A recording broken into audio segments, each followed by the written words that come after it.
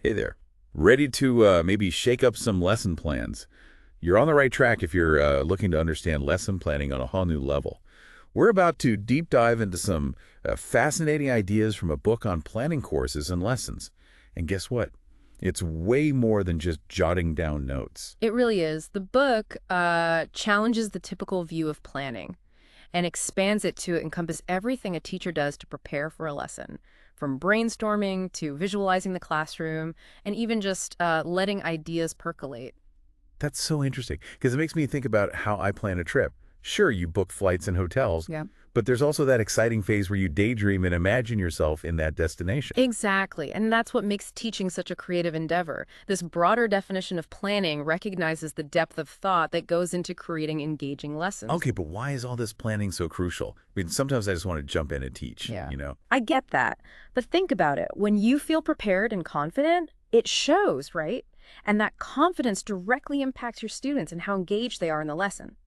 Planning also helps you organize materials, manage your time effectively, and even create opportunities for students to collaborate in the process. Oh, so it's not just about avoiding that last-minute scramble before the bell rings. That's definitely a bonus, but over planning can actually be a trap. Wait, really? Tell me more about this too much of a good thing scenario. Well, imagine you spend hours crafting a super detailed plan, but then the class takes an unexpected turn, or you realize the students aren't grasping a key concept. If you cling too rigidly to your plan, you might waste valuable time on things that have become irrelevant. Yeah, I've definitely been there. You sort of become married to the plan, even when it's clear you need to adjust. Exactly, and that's the danger of overplanning.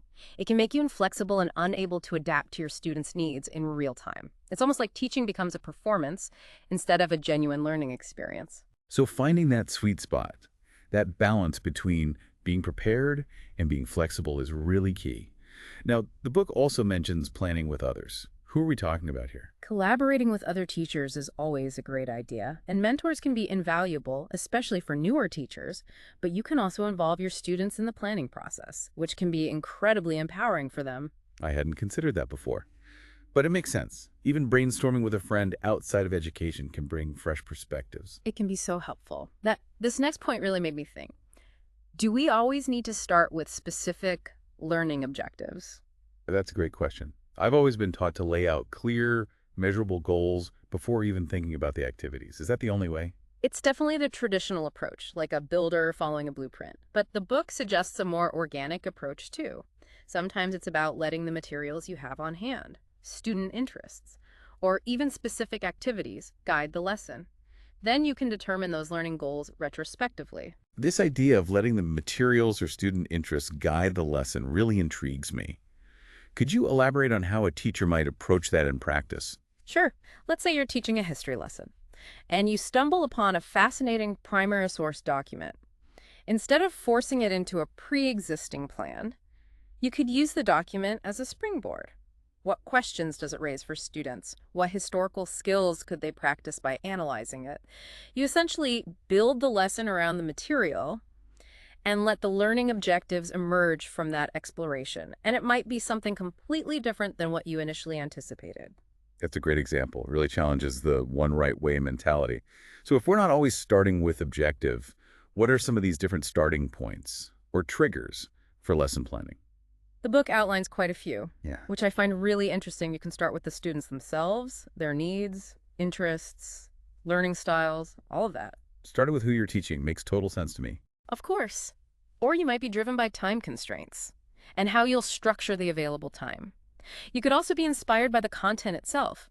Maybe there's a specific language skill or concept you want to focus on, or maybe you want to emphasize particular learning processes, like noticing patterns, remembering key information, or using language in a creative way. Wow, that's a lot to consider. I'm starting to see how planning can feel overwhelming, but also incredibly freeing. It's like having a whole toolkit of options at your fingertips. It really is, and there are even more options. Don't forget about different teaching approaches. Will the lesson be more teacher-centered, student-centered, or a mix of both? And of course, we can't overlook the materials. What resources will you use, and how can they be adapted to fit your goals and your students' needs? This is making me rethink my whole approach to planning. You know, one of the most intriguing ideas from the book was this metaphor of playing your course cards. Can you unpack that for us? That's one of my favorite parts, too. The book envisions all your teaching points as cards in a deck, and planning a course becomes a game of deciding how you'll play those cards. Each playing style has its own advantages and disadvantages, depending on your goals and context. Okay, I'm hooked. Walk me through some of these playing styles. Imagine the one-card trick.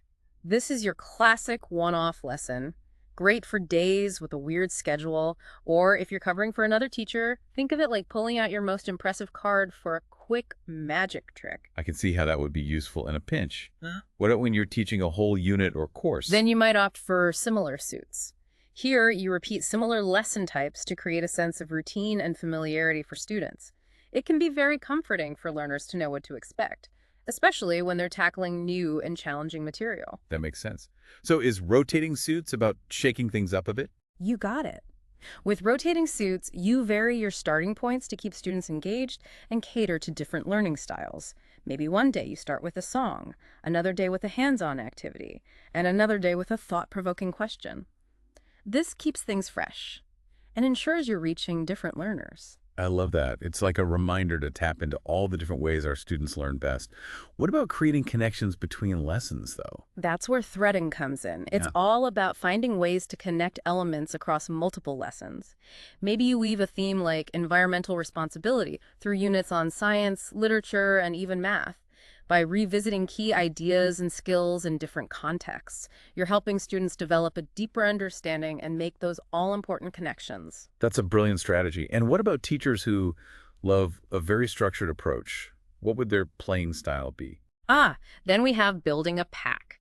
Think of this as carefully sequencing instruction to ensure mastery of each step before moving on. It's like building a house brick by brick, making sure each layer is solid before adding the next. This style can be especially effective for teaching foundational skills or complex concepts where each step builds on the previous one. Okay, that makes sense. Now, there's one more style I was curious about. Something about concentration, right? Yes. Face-down concentration is all about the power of review. Think of it like playing a game of memory, where you're constantly flipping cards over trying to find matches. With this style, you regularly revisit and review previously learned material. It's a fantastic way to make sure knowledge sticks. I'm starting to see how all these different styles could be effective in different situations. So listeners, which card playing style resonates most with you? Do you thrive on structure and routine? Or do you prefer a more spontaneous approach? Now, one thing that really struck me is that the book doesn't stop at just planning the lessons themselves. It talks a lot about the importance of reflection and adjustment after teaching. Absolutely. It's not just about creating a plan and sticking to it no matter what. It's about recognizing that teaching is a dynamic process that requires constant evaluation and tweaking. The book even introduces this great technique called balancing scales. That sounds interesting. Can you tell me more about it? Sure. Imagine you have a set of scales, and on one side you have student-centered activities, and on the other side you have teacher-centered activities. The idea is to constantly assess how much of each you're incorporating into your teaching, and make adjustments to find that optimal balance for your students and your goals. It's also a useful way to think about the balance between technology use and traditional methods, or the amount of time you dedicate to new material versus review. That's such a helpful visual. But I have to admit, the idea of constantly analyzing every element of my teaching sounds a bit overwhelming. How can teachers strike a balance between reflection and just, getting the lesson done? That's a valid concern. It's not about overanalyzing everything you do. It's about finding practical ways to check in with yourself and make small adjustments as needed. One strategy the book suggests is creating a variety stars list. Variety stars. That sounds intriguing. It's a brilliant idea. You basically create a list of elements you want to prioritize in your teaching. It might include things like incorporating more movement into your lessons, using more visuals, finding opportunities for student-led discussions, or even just telling more jokes to keep things lighthearted. The point is to have a visual reminder of the things that make your teaching engaging and effective. I love that. It's like having your own personal checklist of awesome teaching practices. So we've seen that lesson planning is far more nuanced than just writing down steps. It's about being prepared, but also being adaptable, about finding that balance between different teaching approaches and styles. And remember, planning extends beyond the individual lesson. That ongoing reflection, the constant search for balance and variety, that's what elevates teaching to a true craft. I love that idea. And speaking of reflection, I want to leave you with this final thought-provoking question from the book. What one small change will you make to your planning this week, inspired by what we've discussed? Maybe you'll try a new card playing style, or find ways to incorporate more student input. Or perhaps you'll just be more mindful of that balancing scales concept, making sure you're offering a variety of learning experiences. Whatever it is, embrace that spirit of experimentation and see what happens. You might be surprised at the results. Thank you so much for joining us on this deep dive into the world of lesson planning. Until next time, happy planning, and keep those creative sparks flying.